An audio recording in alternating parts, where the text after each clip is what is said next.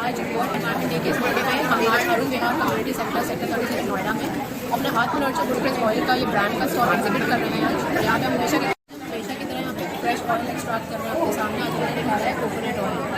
सो guys, आज world environment day के इस मौके पे I would like to share 2 things which we do to maintain the sustainable development goal concept. Number 1, see, हमारा जो manufacturing setup है in Mathura, it is completely 100% free from fossil fuels, meaning that हम वहाँ पे सोलर पावर से पूरे के पूरे फैक्ट्री सेटअप को पावर देते हैं and we are nowhere using anything which is based on coal. That means we are very much carbon neutral. According to the UN SDG goals of 2, 3, 5, 7, 9, 13, 14, 15, we are very much in line with this concept of sustainable development goal, जहाँ पे हम 2 चीज़ें जो follow कर रहे हैं वो है 1, सोलर पावर से energy generation. With the help of solar power we are lightning our factory location, जहाँ पे हम सोलर पावर के यूज़ से मैन्युफैक्चरिंग करते हैं ऑयल्स की ट्रेडिशनल तरीके से. Number 2, we are following the concept of circular economy. What does it mean? हमारे यहाँ जब हम ऑयल्स बनाते हैं और जो de oil cake as a by product होता है, that D oil cake we use it back in the agricultural food. That is organic fertiliser. जो आपकी जो खली निकलती है इसको हम वापस से हमारे खेतों में सरसों यहाँ पे हम उगाते हैं, तरह तरह की सब्जियाँ उगाते हैं, वहाँ पे हम वापस से उस खली को डाल देते हैं and that is used as the organic fertiliser.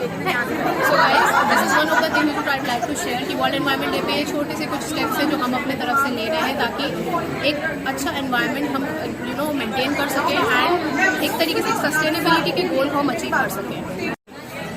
आज वर्ल्ड एनवायरनमेंट डे के इस मौके पे one of the topics which I really wanted to put in limelight is, आजकल बड़ा डिबेट चलता रहता है जो कि शायद नेवर एंडिंग हो चुका है, plastic bottles versus glass bottles. See, even FSSAI claim कि आपका जो भी बॉटल आप यूज़ करो it all depend on sustainability. Sustainability में आपका यूसेज क्या है exactly, how you are exactly handling the bottles after your usage is complete.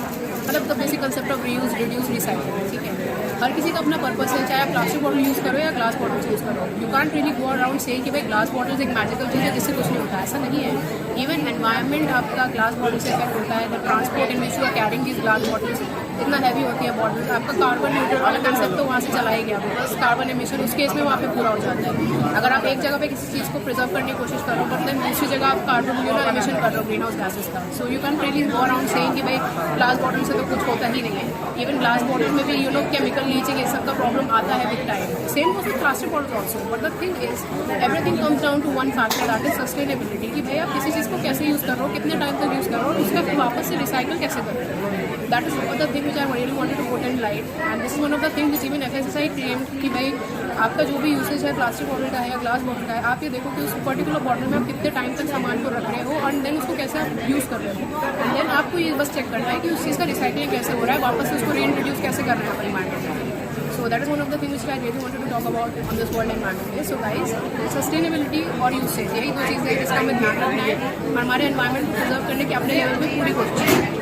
So guys, thank you so much. अभी तो और कुछ आप यहाँ पे विजिट कर सकते हैं अरुण विहार कम्युनिटी सेंटर में. आज हम यहाँ पे स्टॉल एग्जिबिट कर रहे हैं 5 जून वर्ल्ड एनवायरनमेंट डे के इस मौके पे. Thank you so much.